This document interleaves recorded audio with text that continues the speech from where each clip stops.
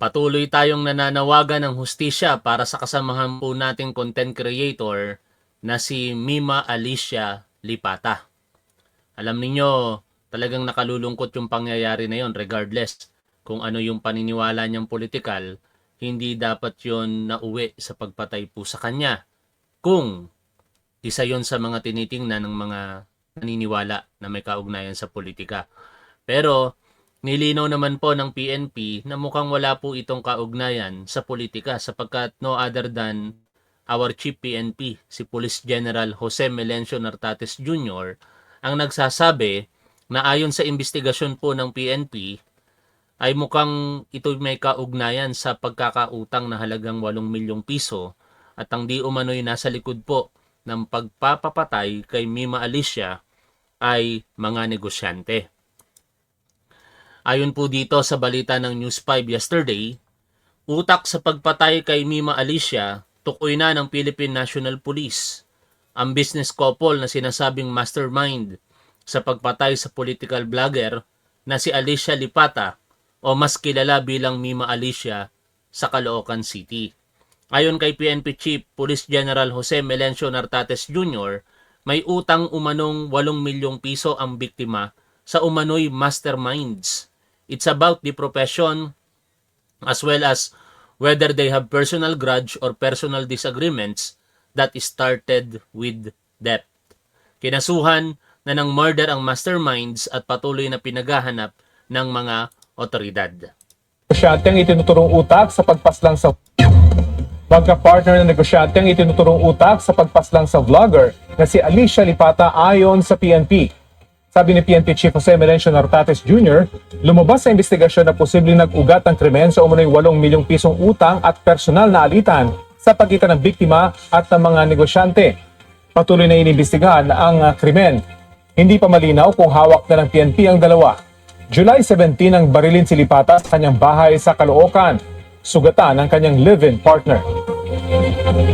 Sa puntong iyan, mukhang hindi po naniniwala ang isa po sa mga kasamahan din nating manunulat naman siya, vlogger. Ay, vlogger na rin pala kasi ito nga in fact yung kanyang vlog. Oh. Si Pebbles Alakera. 7NA na ngayon yung gamit niyang page. No? Kasi dito sa caption nito, Mima Alicia pinaslang dahil sa utang. Di ko gets, ayon kay Pebbles. Kung may utang sa akin si Mima, for example, bakit ko siya ipapapaslang? Di hindi ko na makuha yung 8 milyon ko. Hindi naman siguro masamang mag-request kung saan nyo nakuha yung information na yan. Kaya kung pwede po sana, total naglabas naman ng statement si General Nartates na pinaslang si Mima Alicia dahil sa utang, ay pakilabas na din po kung saan nyo hinugot yung info na yan. Hiling ni Pebbles. Also requesting to make a statement. Bakit nyo ibinigay ang susi sa 2 lalaki na nagpakilalang kamag-anak ni Mima Alicia? Pangalanan nyo yung sinasabi nyong mag-asawa para naman maging aware ang ibang tao na baka sa susunod sila naman ang mabudol. Looking forward for a fair investigation. Muli pa yung bay na naging bat sa gigil ko. Okay, mali. Yan ano, mali pa yung bay naging bat sa gigil ko. Gigil siya, no? Pakinggan natin si Pebbles Talakera dito, mga tol. Actually, hanggat maaari sana makuha natin ang hustisya talaga para kay Mima Alicia. No? Kaya natin ito patuloy na kino-content at katulad din kay Percy Lapid na hindi po natin nakakalimutan hanggang ngayon, nananawagan po tayo ng hustisya dahil hindi pa rin po nahuhuli si Gerald Bantag. Good morning mga katalakera! Ayan. Ngayon lang tayo magko-comment dun sa statement na linabas ni General Nartates about Mima Alicia na si Mima Alicia daw ay pinaslang dahil sa utang niyang 8 million. Malabas yung ano ko sa salamin. No? Hindi ako naniniwala dyan. Kung totoo yan, to General Nartates, please ilabas niyo yung investigasyon na paano niyo nalaman yung utang na yan? Saan ang galing yan? Pakilabas po ng investigasyon and I think we have the right to know kasi ako, anak-anakan ko si Alicia, and gumagalaw ako para sa makuha niya yung justice, di ba? Sana lang yung mga ilalabas niyong press, ng mga statement sa press con nyo na ilabas niyo yung mga investigasyon na naganap para malaman po natin yung katotohanan. Kasi ako, katulad ko, May punto si Pebbles Talakera dito mga tol eh. Kasi total, ang sinasabi ng PNP na kapag kaso na po sila para sa mga mastermind, bakit until now, hindi pa po nila dinidisclose sa publiko yung pangalan ng gunman? 'Di ba? Kung matatandaan po ninyo, ipinakita po nila ito sa isang press conference na arestado na yung dalawang gunmen. Tapos, ang nakalagay lamang po doon alias. Wala pong pangalan. Blurred po yung mukha. Kaya tuloy hindi mawala yung pag-aalinlangan sa tao. No?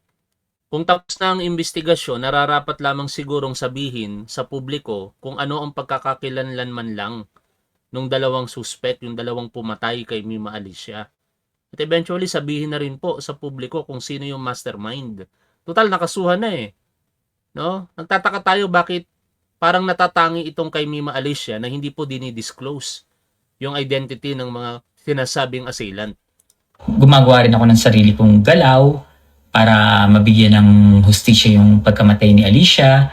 And I won't buy that. Ilabas niyo po yung yung investigation kung bakit siya nagkaroon ng utang, tapos may utang na parang pinaikot, ganun. Panoorin nga natin. It's about the profession, and as well as they have personal Kasi parang ang hirap talagang paniwalaan ngayon mga tol. Hindi ka naman siguro tanga para kung ikaw may pagkakautang sa iyo yung tao, ipapapatay mo. 'Di ba? Ang kadalasan, yung nagkakautang ang pinapatay yung pinagkakautangan. Paano mo masisingil? Common sense yun eh. Paano mo masisingil yung tao kung patay na to? 'Di ba? Kaya parang ang hirap tuloy ngayon na nagkakaroon tuloy ngayon ng pagdududa ang mga katulad ni Pebbles Talakera sa nangyayaring approach na ito ng investigasyon ng PNP. grudge or personal disagreement na nagsimula sa utang. Naalala niyo yung pinatay na negosyante ng kanilang pinagkatiwalaang kaibigan kumare at kumpare? 10 million pesos yata yung involved na pera doon. Sino ang may utang doon? Yung nag-utos na magpapatay. Ang nagpautang, yung pinatay. Dito parang baligtad eh. Si Mima Alicia daw ang may utang, tapos siya pa yung pinatay. Aba, ganun ba kamahal talaga ang buhay ni Alicia? 8 milyong piso? Okay na sa'yo yon? Hindi ka na babayaran 8 milyong piso? Papatayin ka na lang? Ang hirap yata talagang. Parang tinapon mo yung 8 milyong piso. Tapos ilalagay mo pa ang sarili mo sa alanganin dahil nag-uutos kang magpapatay eh. Anyway, pakinggan po natin si Pebbles Talakera dito. 8 million. The victim is may utang, tapos pinautang. Ayan, narinig nyo ha. Una ang sabi niya, it's about profession. Ano ba yung profession ni Alicia? Vlogger. And meron daw utang na 8 million si Alicia na ipinautang niya dun sa mag-asawa. May utang si Alicia dun sa mag-asawa na 8 million, tapos pinautang niya. Parang pinaikot yung pera, ganon. Hindi ko maintindihan. Kaya nga ang hinihiling ko kay General Nartates na ilabas nyo yung investigasyon nyo dyan sa utang na yan dahil kilala ko si Alicia. Oo, nangihiram siya ng pera pero hindi niya kayang manghiram na aabot sa 8 million. Hindi yan totoo. Napakalaki nun mga tol, 8 milyong piso. No? Siguro ang magpapautang ng ganong kalaking halaga, 8 milyong piso, bangko pwede. Kung mapapatunayan mong sapat yung kinikita mo para pautangin ka ng ganong kalaki. Pero kung bago ka lamang kakikilala mo lang yung tao, kahit sabihin mong malakas kumita yan, mahirap pong ipagkatiwala ang 8 million pesos. Tapos again, babalik tayo doon sa tanong. May utang sa iyo yung tao, 8 million pesos, ipapapatay mo. Tapo na yung 8 million, paano ka pa babayaran nun kung patay na yung tao, di ba? Hindi totoo yan. Na meron siyang utang na 8 million, tapos yung inutangan niya, ang pumaslang sa kanya. So, kani-kanino po ba siya may utang? Kani-kanino may utang yung 8 million na yun, sino-sinong tao yung inutangan niya ng 8 million? Dahil hindi siya makakahiram ng isang buong 8 million. Hindi. Pakilabas po yung investigasyon niyan. And yung sinasabi niya na umutang siya ng 8 million tapos pinautang, kanino niya naman po yun pinautang?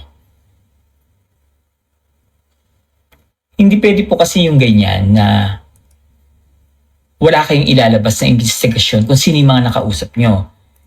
And I won't buy that. Hindi ko yan bibilin. Unang-una sa lahat, umpisa pa lang, may mali na. Gusto kong ipakita to sa inyo ha. May mali na. Maling-mali po ito. Nakakagigil lang kasi sa inyo galing tong report na to eh. Ito yung nasa paragraph 5. In the sworn statement, Adrian Guevara E. Soto, 37 years old, married, resident of Roquan, Barangay Calantas, Florida Blanca, Pampanga, and engaged in motorcycle trading. Provided additional background information.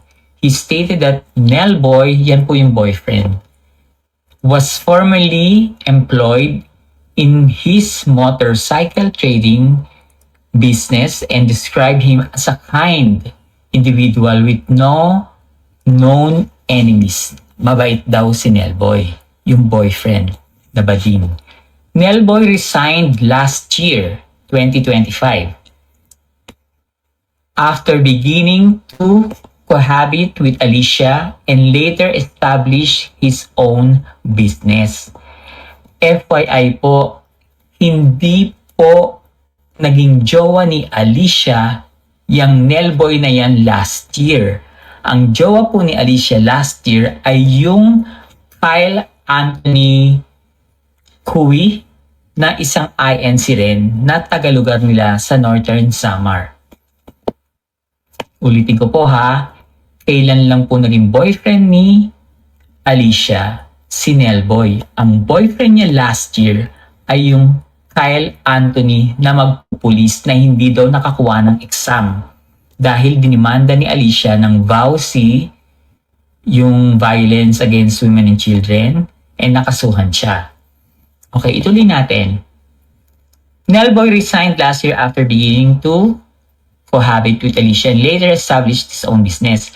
Mr. Guevara further mentioned that he knew Alicia personally. Kilala niya si Alicia personally as she often conversed with him and his wife, yung babae. He identified her as a well-known blogger recognized for the outspoken commentaries and fearless criticism. Dito pa lang, malalaman mo na may political issue, connection sa pagkamatay ni Alicia. Ilang oras matapos ang pamamaril, dumating ang dalawang lalaki at pilit pinabubuksan ang bahay ng mga biktima. Nagpakilala silang kamag-anak ng mga biktima at kukuha raw ng gamit ni Nelboy at pera na gagamitin sa ospital ng biktima. Galing po kami ng presinto. Galing ng presinto. Po siya doon, binigay po yung cellphone and social sa kanya. Dahil po, hindi nga po pinaliwanag po siya. Galing siya kayo ng Yes po. Okay. Nag-waiter po doon. Tsaka mamaya babalik po siya para ibalik din po yung cellphone. Hindi muna pumayag ang may-ari ng bahay. Humingi po ako muna ng clearance sa police, sir, kasi baka under investigation pa po yung bahay. So, para po ma-preserve muna yung crime scene, sir. Narinig nyo, makalipas ang ilang oras pagpaslang kay Mima Alicia ay dumating ang dalawang lalaki na nagpakilalang kamag-anak. Yung nagsasalita, yun yung Adrian Guevara na may-ari ng motor trade cycle sa Florida, Pampanga. At yung isa naman na nandun sa kabila na natatakpan ng naka-brown na damit na lalaki ay mismong kamag-anak ni Alicia. Ang tanong kasi dito is, narinig yun naman na napunta na raw sila sa pulisya. Sa police station, nag-waiver, ganun chururut, kaya daw binigay daw yung cellphone and susi. And ibabalik din daw nila yung cellphone and susi. Bakit ibabalik mo pa yung cellphone? Anong ginawa niyo sa cellphone kung binigay sa inyo ng pulis? Diba? Nasaan ang cellphone? Sa PNP Caloocan ha, pwede pong ilabas yung cellphone ng boyfriend ni Alicia. And bakit ninyo ibinigay dyan sa dalawang yan yung susi at cellphone? Kung pumayag yung kapitbahay, yung landlord, di nawala lahat ng ebidensya, tama siya. Dapat hindi siya pwedeng papasukin. And bakit ilang oras pagkatapos paslangin ni Alicia ay nandyan yung dalawang yan? Kaya nga nakuhanan nyo ng statement dun sa first investigation, yung kaninang binasa ko. Siya yung Adrian Guevara. Nakalagay kasi dyan yung address na Florida Blanca. Nung research ko, ang lumabas is Guevara Motor Trade Cycle. Ibig sabihin, siya nga yung may-ari ng motor trade cycle na yun sa Florida Blanca. Yang Adrian Guevara na yan, na nasaan siya ngayon? Pakita natin na siya yung may-ari. So ayan, nung nakita ko dun sa report ng police, ng PNP Caloocan, yung address at pangalan ng Adrian Guevara, nakalagay kasi dun Florida Blanca. Ayan, Florida Blanca sa baba. So ang lumabas, Guevara Motorcycle Trading. So tama yung sinabi niya dun sa statement niya. Pero after I posted that, alam niyo ba na iniba nila? Nung pinost ko yan, ang ginawa nila, pinalitan nila ng Gatbonton Motorcycle Trading. But same, Florida Blanca Philippines 006 pa rin. Binigyan na nila ng address. Hindi yan ang unang address niyan. Pinalitan nila. So there is something wrong. May mali. May mali. Diba? Marami pong mali at maraming dapat itanong. Yung Adrian Guevara na yan, bakit hindi nyo yan kinuha or pinuntahan yung Florida Blanca, interviewin? Kasi yun yung binigay niyang address. Nasaan na siya ngayon? Asan na yung Adrian Guevara na yan? Anong kondisyon niya sa Guevara? Motorcycle trade? Marami pong mali. Kaya umaasa kami sa malinis na investigasyon. Oh, sana mapakinggan, madinig, makarating sa PNP itong panawagan ni Pebbles Talakera. Kasi alam naman natin na kapag nagsasalita si Pebbles Talakera, marami pong nakakabasa, maraming nakakapanood, pinipick up din ang mga kapwa ko content creator katulad ko at kakalat po yan sa publiko. Magkakaroon ngayon ng pag-aalinlangan sa isinagawang investigasyon ng PNP at hindi po natin nais yun. Dapat ang integridad ng PNP mananatili lagi na may katapatan. No? Kaya panawagan natin kay General Nartates, kung pwede, mas maging transparent pa po ang PNP kaugnay po ng kanilang investigasyon sa pagpatay kay Mima Alicia. Ayoko nang mag-comment further tungkol dito, pero aabangan na lamang natin sa mga susunod na panahon ang development sa investigasyon na yan. At saka yung sinabi ko kanina, sana pangalanan na kung sino po yung assailant, kung sino po yung masterminds. Maraming salamat sa inyong lahat mga tol. Hustisya para kay Mima Alicia ang panawagan po natin. Lagi po nating tandaan kung ano ang tama at dapat, doon po tayo. Keep safe, see you always. Bye for now mga tol. Uy! Meron pa tayong rapol, no? Kalimutan ko. I-draw natin to mga tol, i-draw natin. Yan. I-draw natin, dalawang t-shirt ulit, dalawang t-shirt. Ha? Nakailang t-shirt na tayo. I-check ko lang mga tol, baka magkamali ako eh. Nakailang t-shirt na ang draw natin. 8 na yata tayo, no? Oh, babalikan ko lang tong mga post ko. Ito, 2. Okay, 2. 2. 4. 4. 6. Naka-6 na t-shirt na pala tayo. 8. Yan. Nakawalo kasi yung una natin kanina cash pa 500 pesos. Pang 10 na to. No, good luck sa mga mananalo. Wala pong moderator dito. Si Nightbot lang po yung computer. Hindi po ako naglalagay ng moderator sa channel ko ngayon. Okay? Dito tayo. Yan. T-shirt po ang mapapanalunan dito. Tapos na po ang registration nito a month ago. Magbaka sakali na lang po kayo sa August. Eto na.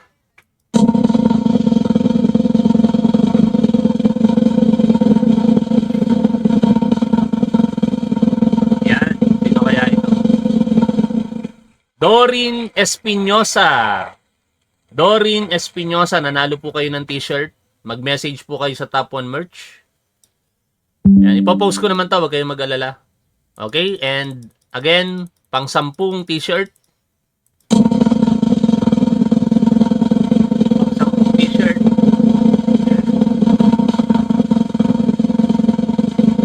Sino kaya to? John Romel Javier Galion. Parang familiar sa akin to No? John Romel Javier Galion. T-shirt ang napanalunan niya. T-shirt. Yan. Okay? Salamat sa inyong lahat mga tol. Bye!